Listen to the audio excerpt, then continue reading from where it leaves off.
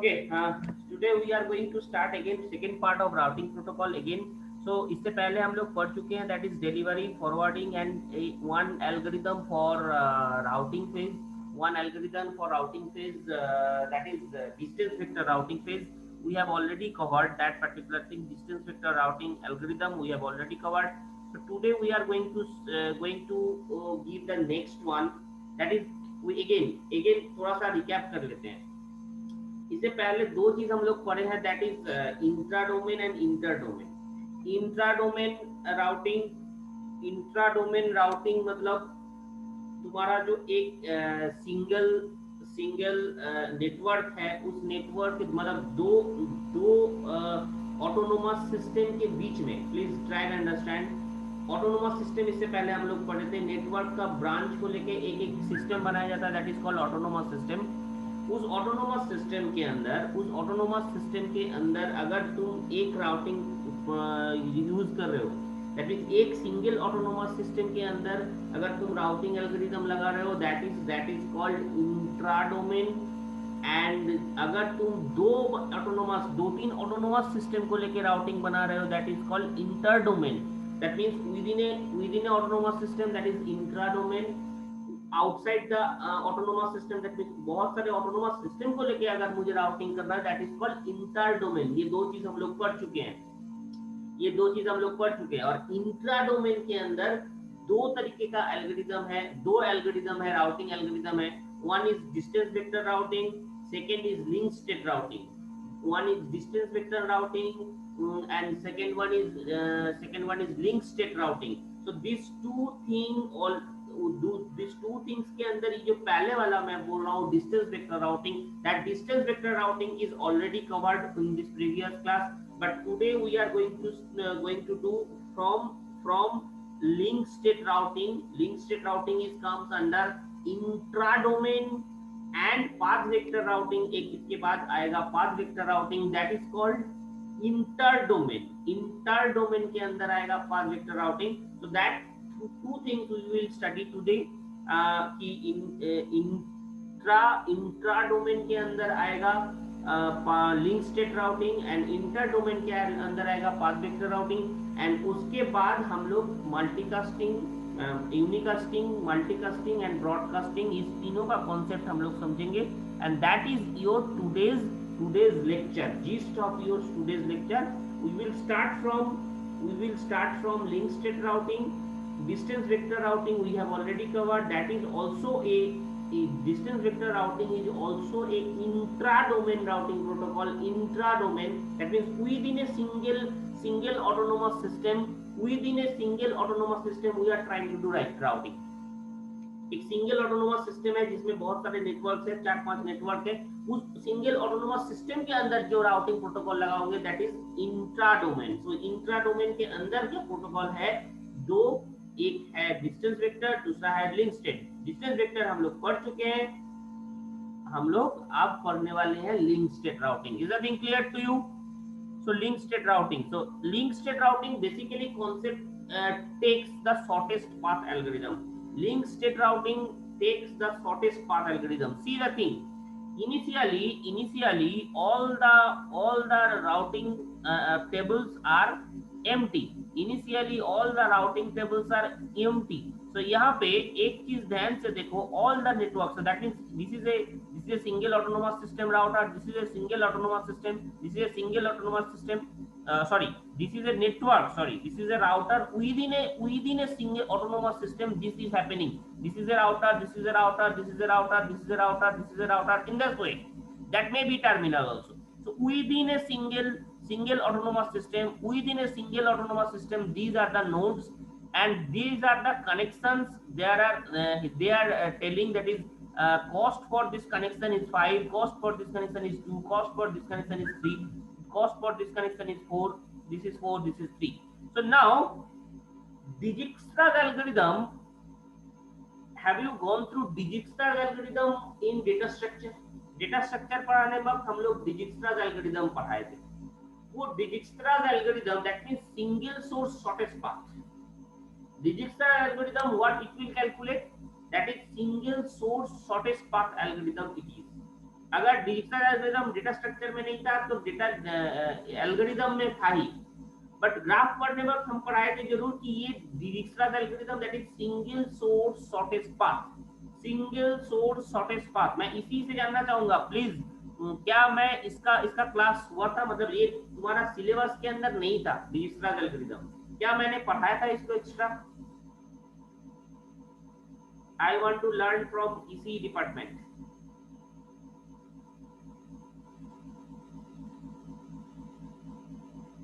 Have you heard about this name, Dijkstra's algorithm?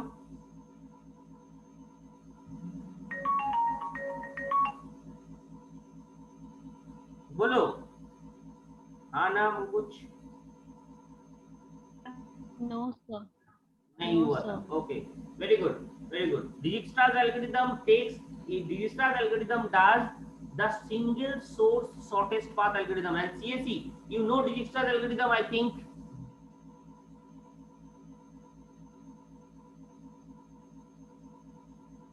हाँ ना? Yes, sir. Dijkstra's algorithm, you know. So okay, actually this particular algorithm, this particular network takes the Dijkstra's algorithm first. It will calculate the single source shortest path. Single source shortest path. Please be careful. Single source shortest path. Very carefully you have to understand what is this single source shortest path.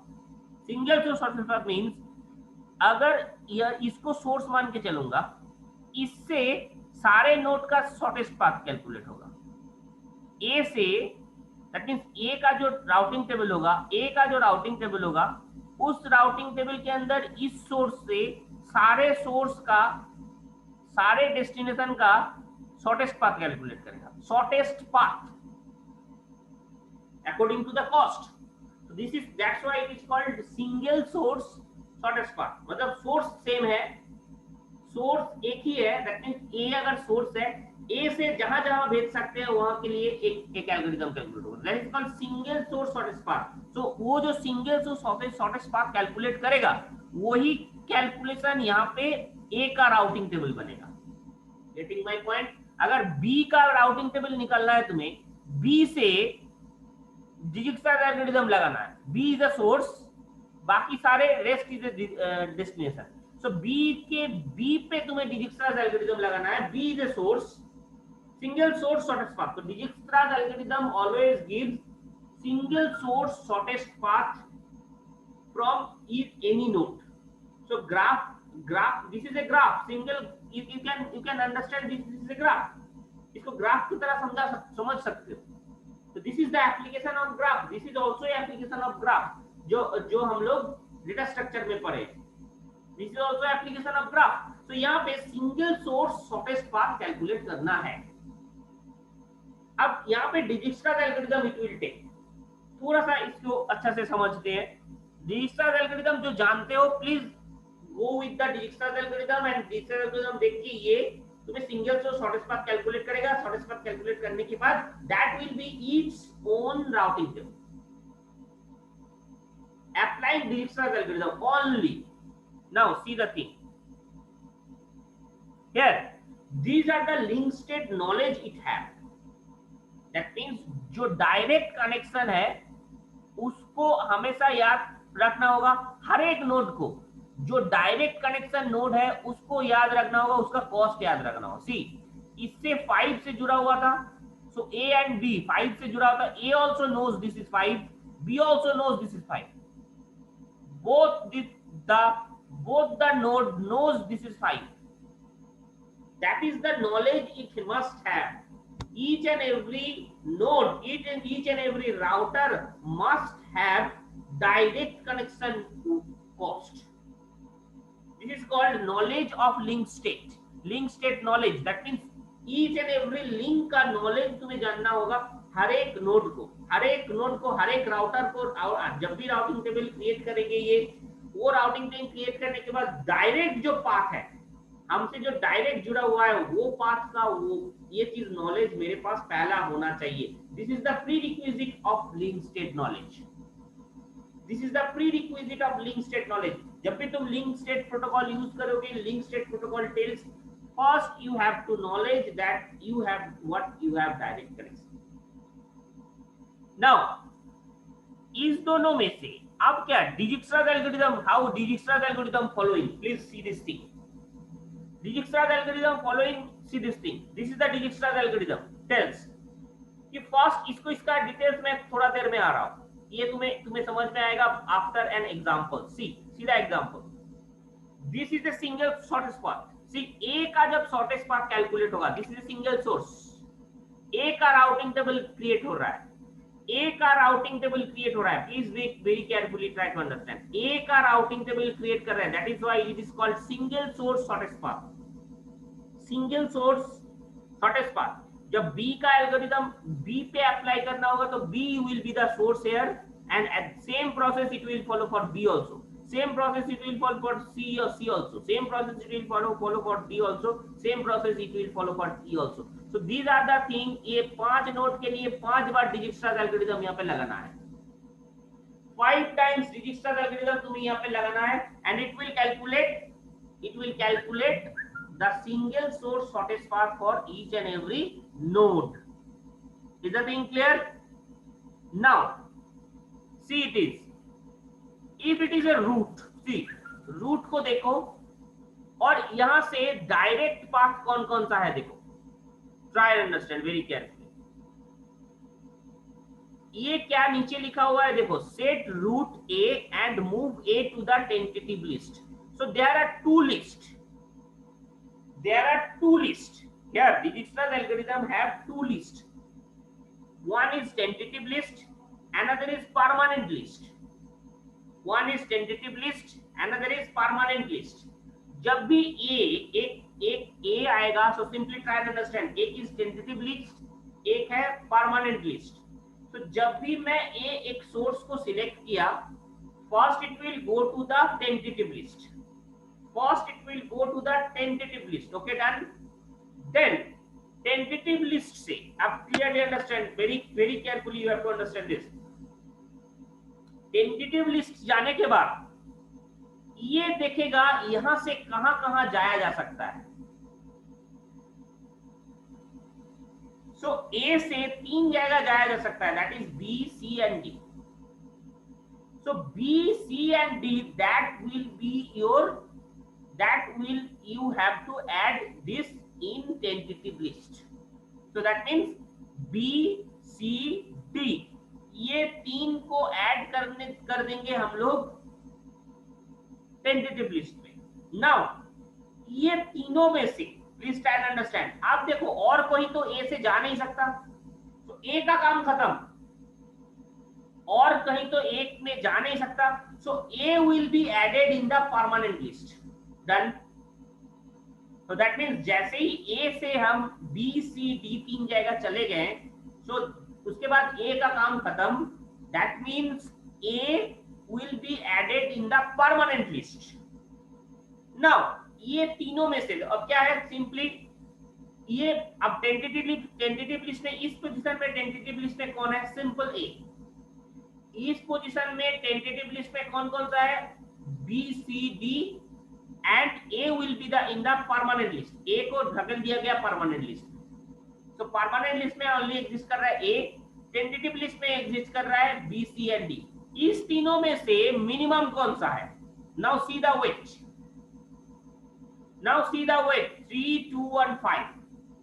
Which one is the minimum? 2 is the minimum. So C को ले लेंगे. जैसे ही C को लिए, so please try to understand, जैसे ही C को लिए, C से जहां जहां डायरेक्ट पाथ है, please try to understand. C से जहां जहां डायरेक्ट पाथ है, C से जहां जहां डायरेक्ट पाथ है, एक है इधर E पे 4, इधर E पे 4. सो अब यहाँ पे देखो, जैसे ये B जाएगा टेंटेटिव लिस्ट में देखेगा कि ये A से B जाने के लिए पाथ मेरा है 5, और ये ऐड करने के बाद हो रहा है 2 + 4. Getting my point. ये जब ऐड किया जाएगा देखेगा 2 + 4 इट विल बी 6. अगर मैं भाया C जा रहा हूं इट विल बी 6, और डायरेक्ट B जा रहा हूं इट विल बी 5. सो अगर ये simply try to understand, B, C से दोनों पाथ पहले एडेड होगा, दैट मींस सी से बी भी ऐड होगा, ई भी ऐड होगा टेंटेटिव लिस्ट में। उसके बाद देखा जाएगा बी जाने का दो पाथ है, एक डायरेक्ट 5 पहले से है, एग्जिस्ट कर रहा है, और अभी एक नया आया है 6। अगर ये नया वाला जो क्रिएट हुआ वो उससे छोटा होता, this B will be replaced. पहले से अगर बी जो प्रेजेंट है, please try and understand very carefully, B का जो पहले से है उससे अगर जो करंट आ रहा है वो अगर छोटा होता तो that will be replaced.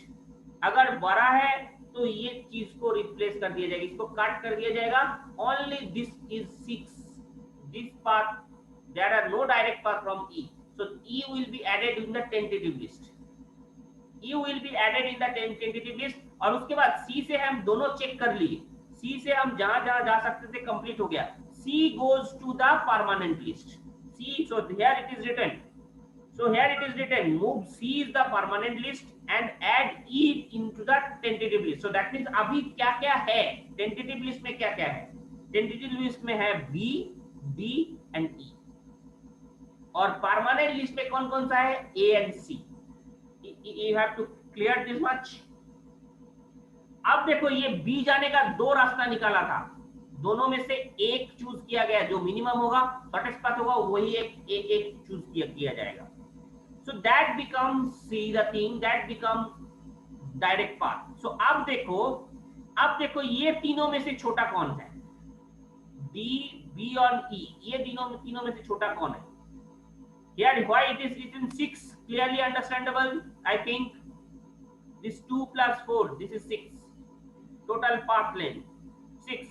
So which one is minimum? D.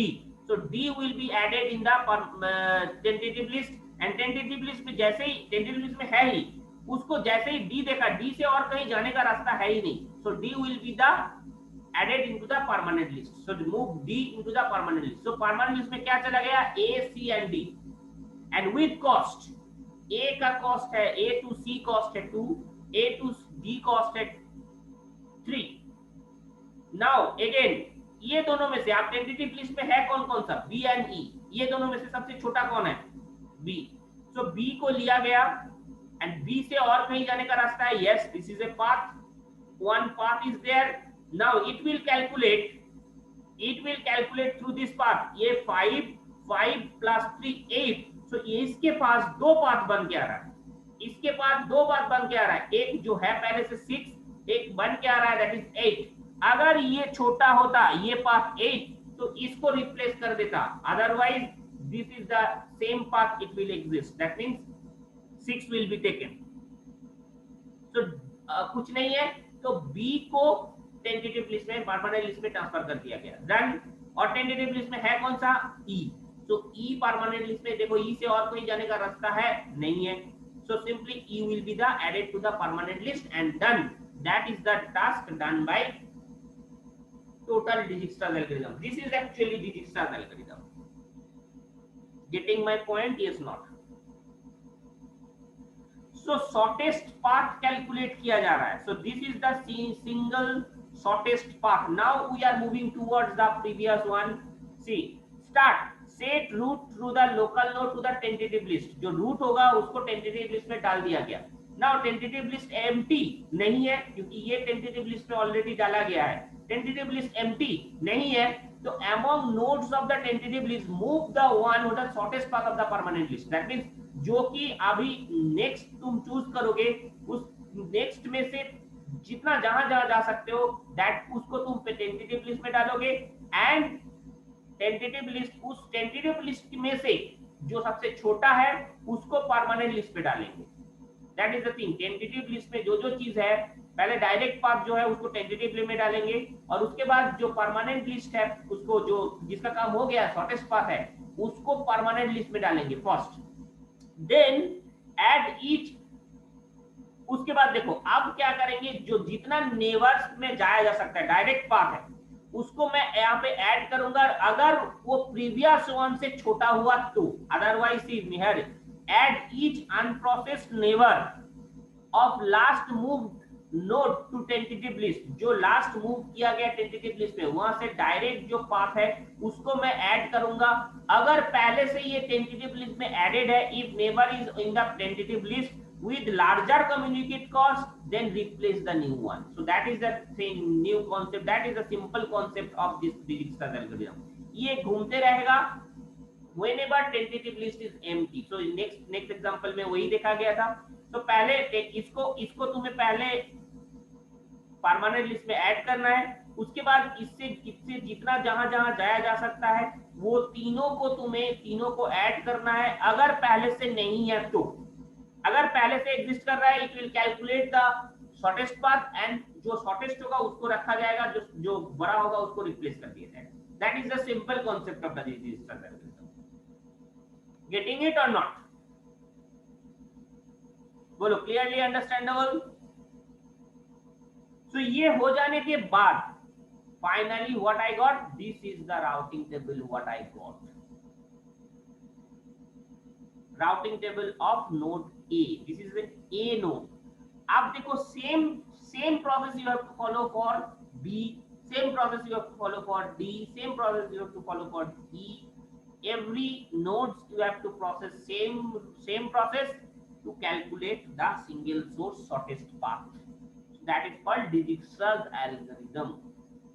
Getting it or not? Is the thing clear?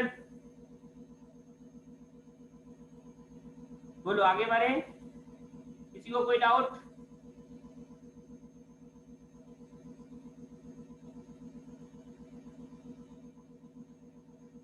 Okay, now we are moving towards the path vector routing. This is the interdomain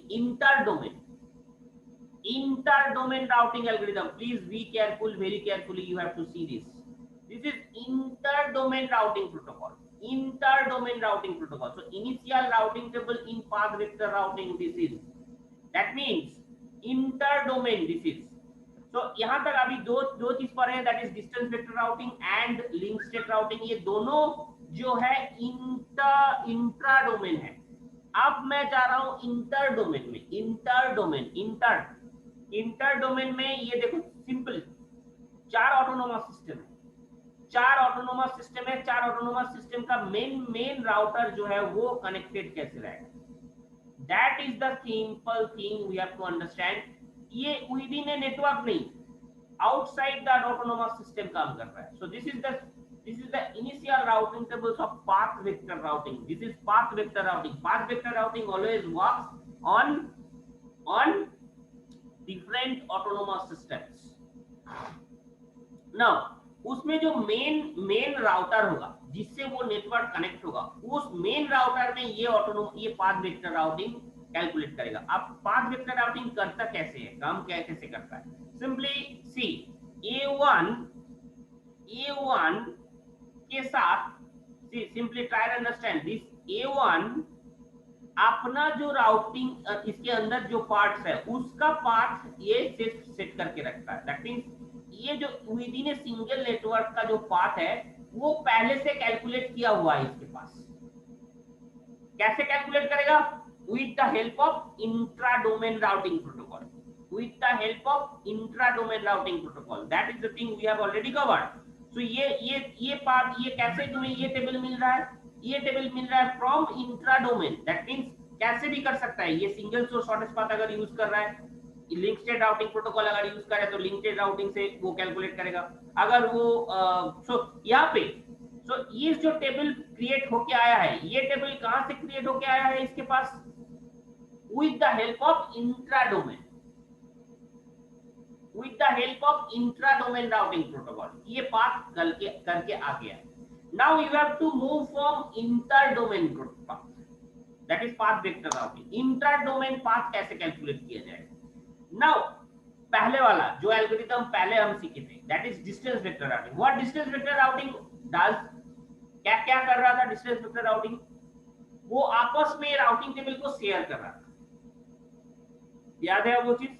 आपस में routing table को share कर रहा था। अब देखो जैसे ही routing table share हो रहा है उसमें सेम प्रोसेस इसमें भी फॉलो होगा। दैट मींस एक दूसरे का राउटिंग प्रोसेस ये देखो जैसे A3 इसके पास ये टेबल इसके पास भेजेगा, ये टेबल इसके पास भेजेगा, ये टेबल इसके पास भेजेगा। सो जो भी पाथ है डायरेक्ट पाथ है, सिर्फ नेबर को अपना अपना राउटिंग टेबल शेयर करेगा। ये सिर्फ रेयर शेयर को अपना अपना अपना जो नेबर है उसको ये राउटिंग टेबल शेयर करेगा, उसको ये राउटिंग टेबल शेयर करेगा।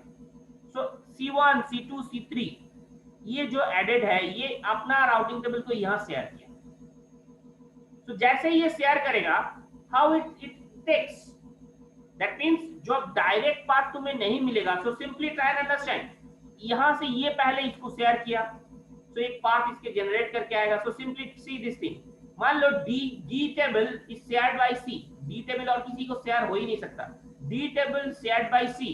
तो जैसे D1 टेबल C1 को ये टेबल शेयर किया है, उसके बाद क्या ये जनरेट कर रहा है, देखो C1 कैसे जनरेट कर रहा है, देखो C1 टेबल, C1 B1 जाने के लिए C1 का जो टेबल है C1 to C3 ये अपना टेबल है, छोटा सा ये जो बॉक्स है ये अपना टेबल है, ये उसका अपना टेबल है। See very carefully try to understand, here it is, see उसका अपना टेबल है और इससे ये मिल रहा है, D1 से उसको मिल रहा है ये टेबल। तो जैसे ये D1 से मिलेगा तो सिंपली ये देखेगा कि this is your path, AS4 AS4 AS4 AS4 is the path. So that means AS3 to AS4 मुझे डेटा सेंड करना है। इट विल लर्न ना कि अगर मुझे D1 D2 D3 को भेजना है तो AS3 के बाद AS4 में मुझे डेटा भेजना होगा, then it will got everyone। अब उसके बाद इंटर डोमेन राउटिंग प्रोटोकॉल है उसके लिए जिम्मेदार। सो हियर इट इज, वही चीज ये लिखा हुआ है, देखो AS3 टू AS4 डेटा इस पाथ के थ्रू जाएगा, all for D1 to D4। उसी तरह ये A भी इसके साथ डेटा शेयर किया है, सेम सिमिलर वे B भी इसके साथ डेटा शेयर किया है, because all have direct connection, जो भी डायरेक्ट कनेक्शन होगा उसको डेटा शेयर करेगा। तो C1 got from B1 B1 A1, तीनों से C1 को डेटा मिल जाएगा, तीनों को डेटा C1 को तीनों से डेटा मिल जाएगा। सो A1 भी डेटा भेज देगा C1 को, B1 भी डेटा भेज देगा C1 को, B1 भी डेटा भेज देगा C1 को। So according to that it will add its table, it will generate the table। अगर मुझे A1 to A5 के बीच में डेटा सेंड करना है, डेस्टिनेशन होगा, तो AS3 to AS1 में मुझे डेटा भेजना होगा। So that is the thing, AS3 to AS1 में मुझे डेटा भेजना है, then it will work, or everything will work।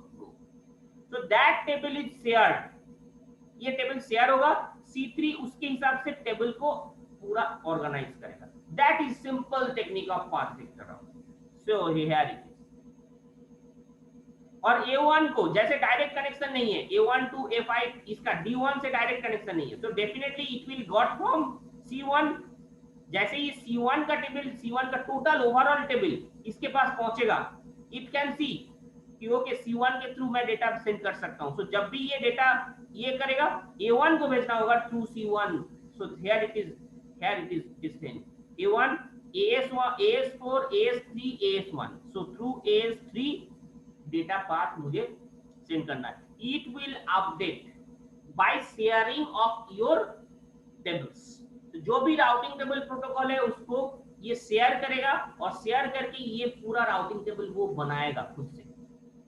And that is the thing autonomous system create करेगा, and that this thing is called path vector routing। This particular thing is called path vector routing। So every path it is by sharing its own distance vector, own routing table, it will merge it inside its routing table। जो भी आ रहा है neighbour से, और कहीं पे भी अगर चेंजेस कुछ हुआ, मान लो ये लिंक जोड़ दिया गया, ये लिंक जोड़ दिया गया, so whatever the shortest path it will follow and it will take the minimum cost। Simple उसी चीज को लेगा जो मिनिमम कॉस्ट को फॉलो कर रहा है। यहाँ पे भी पाथ वेक्टर राउटिंग भी also sees the minimum cost। by seeing minimum cost it will calculate the path but by sharing the technique intra-domain it is, sorry, inter-domain it is. So with in a single network नहीं काम कर रहा है, ये multiple network का connection कर रहा है, ये इंटर मल्टीपल ऑटोनोमस सिस्टम का काउंट कर रहा है actually. So that's why it is creating autonomous system 1, autonomous system 1, autonomous system 1, AS1, AS1. So this is the full form of autonomous system. एक autonomous system का पूरा path को वो follow करेगा, और that routing table it will got from intra-domain. Within a autonomous system, that too will work, that is distance vector routing and link state routing. Whenever it communicates outside the, then path vector routing comes, and path vector routing will create the path. That is the simple technique of path vector routing. Now we are moving towards the multicast routing protocols. This is very interesting technique, and now the first part is over, that is अब यहाँ पे जो हम लोग समझने जा रहे हैं, that is multicast routing protocols. You have to first learn multicast क्या है, unicast क्या है. First you have to differentiate these two. इससे पहले हम जो पढ़े हैं तीनों एल्गोरिथम unicast routing protocol था. That means it will create appropriate path. Unicast routing protocol, that means it will create appropriate path to source to destination, और उसी path को follow करते हुए ये पहुंच रहा है. But multicast that नहीं, ये नहीं कर रहा है. Multicast means I have to send multiple destination at the same time. That means destination is multiple now.